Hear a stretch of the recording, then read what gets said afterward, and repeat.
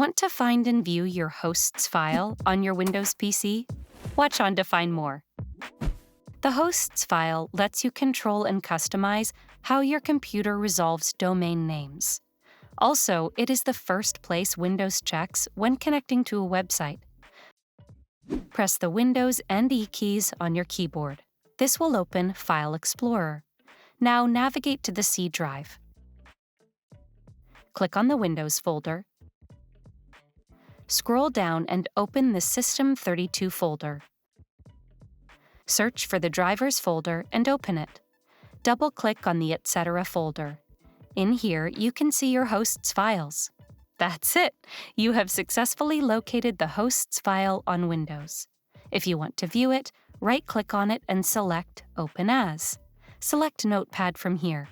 Your host's file will now be viewable inside Notepad.